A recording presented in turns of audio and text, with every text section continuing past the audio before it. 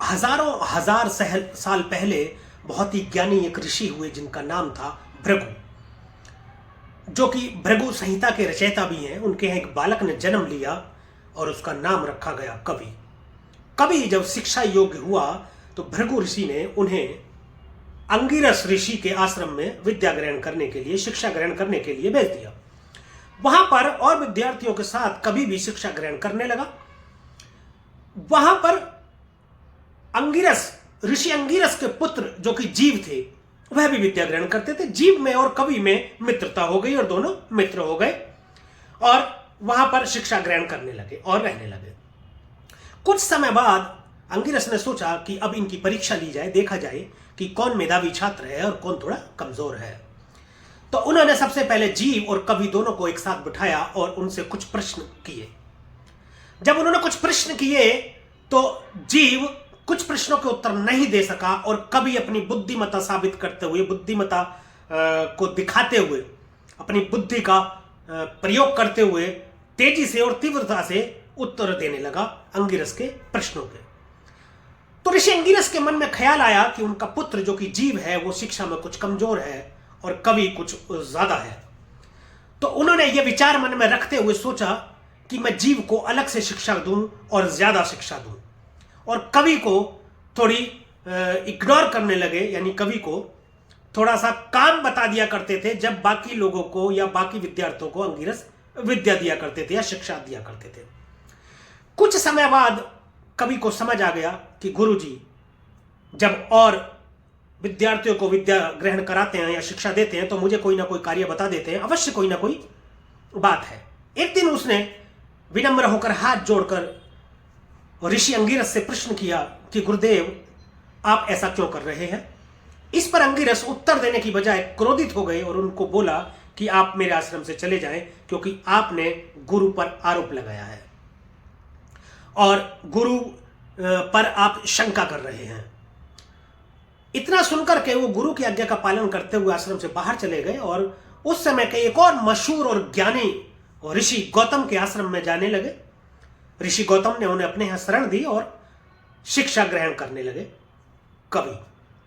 कवि चूंकि मेधावी छात्र था, एक बुद्धिमान था, तो वो बहुत तेजी से शिक्षा को ग्रहण करने लगा और गौतम ऋषि भी इस बात को भली भांति समझ रहे थे। जब उसकी शिक्षा पूर्ण हो गई तो ऋषि गौतम ने कहा कि मैंने जो शिक्षा आपको दी है या देनी थी या मेरे पास जितनी शिक्षा थी मैं सब आपको दे चुका हूं, परंतु मुझे लगता है कि इससे भी ज्यादा की आपको जरूरत है आपकी प्रतिभा को देखते हुए। तो पृथ्वी पर ऐसा भी कोई ऋषि नहीं है मेरी जानकारी में जो आपको इससे आगे की शिक्षा दे सके। तो आप करें क्या कि आप देवादिदेव महादेव की आराधना करें। गुरु की आज्ञा पाकर कवि ने महादेव की उपासना शुरू करी, आराधना शुरू करी। बहुत वर्षों तक आराधना करते करते जब कवि को समय हो गया तो देवादिदेव महादेव प्रसन्न होकर के उसके समक्ष प्रस्तुत हुए और उसे एक विद्या का वरदान दिया और वो विद्या थी मृत संजीवनी विद्या, जो उस समय पृथ्वी पर किसी के पास नहीं थी। लेकिन जब दैत्य गुरु बन चुके थे, कवि जो थे वो दैत्यों के गुरु बन चुके थे जब ये विद्या उनको प्राप्त हुई। अब तो दैत्यों ने आतंक मचाना शुरू कर दिया, क्योंकि कोई दैत्य मरता था तो उनके गुरु उन्हें जीवित कर दिया करते थे। देवताओं पर भी आक्रमण करने लगे तो देवताओं में त्राहिमाम मचा। वे जाकर के भगवान शिव से आराधना करने लगे कि बचाइए प्रभु बचाइए, ऐसा हो रहा है। तो शिव जी ने उस समय क्या किया कि अपना आकार बढ़ाते हुए कवि को अपने मुंह के रास्ते पेट में रख लिया। अब पेट में जाने के बाद कवि कुछ कर नहीं सकता था, मृत संजीवनी विद्या आने के बाद भी। तो उसने क्या किया, अपनी बुद्धि का प्रयोग करते हुए वहीं बैठकर शिव की आराधना शुरू कर दी।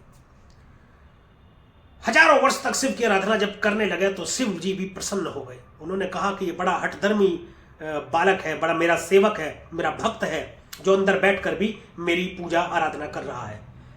शिव जी ने उसे बाहर निकाला और उसे वरदान दिया और आशीर्वाद दिया कि आज से तुम कवि के नाम से नहीं शुक्र आचार्य के नाम से जाने जाओगे और आपको नवग्रह में स्थान मिलेगा। इस तरह बालक कवि शुक्राचार्य के नाम से जाना गया और नवग्रहों में उसको स्थान मिला।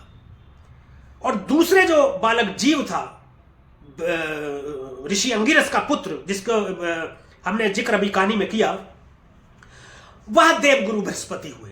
दोनों ही बहुत ज्ञानी और बहुत मेधावी है, अत्यधिक ज्ञानी, एनर्जीदान, ज्ञान के भंडार, परंतु फिर भी शुक्राचार्य थोड़ा ज्यादा है। तो यह कहानी थी कि शुक्रदेव कैसे ग्रह बने और कैसे ग्रहों में उनको स्थान मिला और कैसे वो दैत्य गुरु बने। इसलिए यह मैंने बात बताई क्योंकि आज हम शुक्राचार्य के यानी शुक्र ग्रह के राशि परिवर्तन के विषय में बात करेंगे। बृहस्पति की विवाद भी हमने इसलिए की क्योंकि बृहस्पति के स्वामित्व वाली राशि धनु में गोचर करेंगे शुक्रदेव। 18 जनवरी सन 2024 रात्रि 8:46 पर दैत्य गुरु शुक्राचार्य गोचर कर चुके हैं देवगुरु बृहस्पति के स्वामित्व वाली राशि धनु राशि में। देखिए, पहले तो बताओ कि धनु राशि प्रेम, सौहार्द और सौभाग्य का प्रतीक मानी जाती है। धनु राशि अग्नि तत्व की राशि है और देवगुरु बृहस्पति इसके स्वामी है।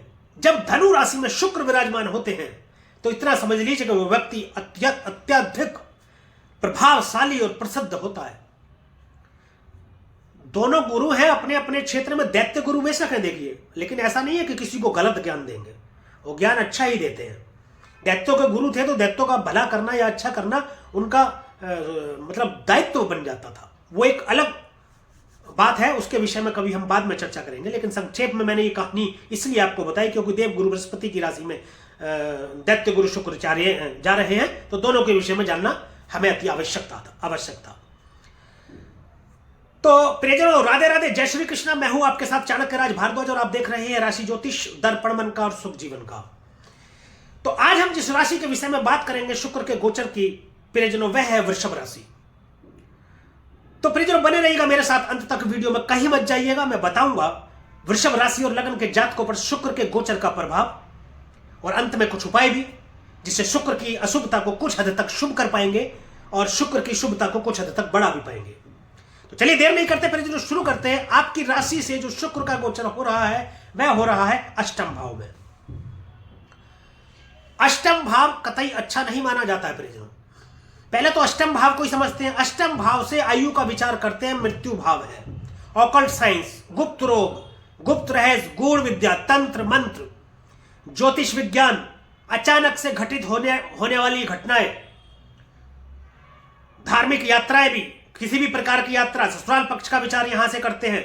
अचानक से धन देने के लिए भी जाना जाता है अष्टम भाव। अष्टम भाव में अंधेरा है, अष्टम भाव में ऑक्सीजन नहीं है, समझ ले। परंतु शुक्राचार्य दैत्य गुरु है, इनके पास मृत संजीवनी विद्या है, तो अष्टम भाव में विराजमान होंगे, आपके लिए उत्तम फलदायी होंगे। इतना आप अच्छी तरीके से समझ लीजिए। शुक्रदेव प्रेम, विलासिता, कवि, गायन, नृत्य और कामुकता इन चीजों के लिए जाने जाते हैं। शादी, विवाह, स्त्री, संपूर्ण सुख, भोग, विलासिता के लिए जो है शुक्रदेव जाने जाते हैं। यानी संपूर्ण सुख की प्राप्ति अगर करा देने वाले हैं तो वो शुक्रदेव है। सौंदर्य प्रसाधन के प्रतीक सौंदर्यदेव है। आपके अंदर एक नई ऊर्जा पैदा करते हैं, आपके अंदर चमक पैदा करते हैं शुक्रदेव। तो शुक्रदेव 8वें घर में विराजमान होकर के आपको अचानक से कोई बड़ा धन लाभ करा सकते हैं। शुक्रदेव अब हम समझते हैं आपके 6ठे भाव के और आपकी लगन के स्वामी हैं। अब सबसे पहले हम इतना समझते हैं, जो लगन होता है वह आप खुद हैं, यानी आपके मालिक, यानी कि ऐसा समझ लीजिए कि आप खुद आकर के अष्टम भाव में बैठ गए। जब आप खुद वहां पर बैठेंगे तो आप ये समझ लीजिए आप अपने लिए कुछ बुरा नहीं करेंगे, आप जो भी करेंगे वो अच्छा ही करेंगे क्योंकि मालिक ही हैं आप। लेकिन आपको यात्राओं में थोड़ा सा सावधानी बरतने की जरूरत है। यात्रा में चोट चपेट की स्थिति बन सकती है आपकी। 6ठे घर के स्वामी है तो आपके अंदर कामुकता पैदा करेंगे। एक और बात आपको बता दूं, यदि आप शादीशुदा हैं तो आपके जीवन साथी के साथ आपके मतभेद होने के कारण संबंध खराब होंगे, इससे सावधान रहिएगा। और किसी पर स्त्री से आपके संबंध हो सकते हैं, अवैध संबंध आपके हो सकते हैं, जिसके कारण आपको कष्ट की स्थिति उत्पन्न हो सकती है, या आपको कोई गुप्त रोग की भी समस्या हो सकती है। इससे विशेष ध्यान देने की जरूरत है आपको। कोई गुप्त रोग होने की संभावना बढ़ जाती है यहां पर विराजमान होकर के। 6ठे घर के स्वामी है, देख लीजिए। अत्यधिक कामुकता आपके अंदर पैदा करेंगे। एक और चीज खास मैं बता दूं आपको, किसी स्त्री के द्वारा आपको धोखा देने की स्थिति भी बन सकती है। इसका विषय ध्यान रखें। किसी धन के मामले में लेकर के ससुराल पक्ष से आपका मन मुटाव हो सकता है। अष्टम भाव के अष्टम भाव में विराजमान है, धन भाव में दृष्टि डाल रहे हैं। पैतृक संपत्ति प्राप्ति के योग बनते हैं आपके। कुटुंब से अच्छे संबंध बनेंगे। यहां शुक्र बैठ करके धन भाव में, दूसरे भाव में दृष्टि डाल रहे हैं, कुटुंब का भाव में बढ़ोतरी करेंगे। विवाह के योग बनते हैं। यदि आप विवाह योग्य हैं तो प्रबल योग बनते हैं। प्रेम विवाह के भी योग बनते हैं। यदि आपसे पहले प्रेम विवाह करना चाह रहे थे, कुछ अड़चन उसके अंदर आ रही थी, तो अभी आप तेज कर दीजिए, क्योंकि प्रेम विवाह के प्रबल योग बनते हैं 18 तारीख के बाद में। आपके कुटुंब में किसी भी तरीके से बढ़ोतरी हो सकती है, संतति हो सकती है, संतान उत्पत्ति हो सकती है। आपके घर में किसी का विवाह हो सकता है। पैसे की बचत भी अच्छी खासी होगी। निवेश से आपको फायदा होगा इस दौरान। तो ये शुक्र के गोचर का प्रभाव है प्रियजनों वृषभ राशि के जातकों के लिए। अब कुछ उपायों की बात कर लेते हैं। 800 ग्राम गाजर शुक्रवार को मंदिर में दान दें। रिपीट करता हूं, 800 ग्राम गाजर शुक्रवार के दिन मंदिर में दान दें। हरी ज्वार काली गाय को रोजाना खिलाएं, प्रतिदिन। हरी ज्वार प्रतिदिन काली गाय को खिलाएं। और एक और शानदार उपाय बताता हूं, आटे का पेढ़ा बना लीजिए। आटे का जैसे पेढ़ा बनाते हैं, लोई बनाते हैं, रोटी वाली लोई, वह बना लीजिए। और गुड़ को, मतलब गुड़ लगा लीजिए दोनों तरफ उसके। और वह आप 8 शुक्रवार, लगातार 8 शुक्रवार काली गाय को दें। तो शुक्र के नेगेटिव प्रभाव से कुछ बचा जा सकता है और पॉजिटिव इसके प्रभावों में थोड़ी वृद्धि की जा सकती है। और एक खास बात, अंतिम निर्णय आपकी जन्म कुंडली में बैठे जन्मस्थ ग्रहों की स्थिति देख करके ही होगा। यह सामान्य गोचर है जो कि अभी हमने फलित किया है। तो यदि इन उपायों को या हमारे द्वारा फलित गोचर को अपनी ऊपर अप्लाई करना चाहते हैं, तो उससे पहले आप एक बार अपनी जन्म कुंडली का विश्लेषण जरूर करा लें। और यदि आप हमसे अपनी जन्म कुंडली का विश्लेषण कराना चाहते हैं तो डिस्क्रिप्शन में ईमेल आईडी और हमारा मोबाइल नंबर मौजूद है, आप वहां संपर्क कर सकते हैं। हमारी टीम आपको सही दिशा निर्देश देगी। तो परिजनों, ये वीडियो यदि आपको अच्छी लगी और दी गई जानकारी से आप संतुष्ट हो तो कृपया वीडियो को लाइक करें, शेयर करें और कमेंट करके हमें जरूर बताएं कि वीडियो में जो दी गई जानकारी है या जो हमने गोचर फलित किया है वो आपकी जन्म कुंडली पर कितना सटीक बैठता है। और हमारे YouTube चैनल को सब्सक्राइब करें। परिजन देखिए, सब्सक्राइब आप कम करते हैं, थोड़ा सा आप सब्सक्राइब करेंगे हमारे चैनल को तो और भी महत्वपूर्ण विषयों पर हम जानकारी लेकर के आने वाले हैं। अभी आपको समय समय पर मिलती रहेंगी। तो कृपया वीडियो को लाइक करें, YouTube चैनल को सब्सक्राइब करें और बेल आइकन बटन को दबाना बिल्कुल भी ना भूलें, ताकि इसी प्रकार की और भी महत्वपूर्ण जानकारियां आप तक समय समय पर पहुंचती रहें। तो मुझे दीजिए आज्ञा। आज के लिए, अभी के लिए बस इतना ही। राधे राधे, जय श्री कृष्णा। और आप देखते रहिए राशि ज्योतिष, दर्पण मन का, सुख जीवन का।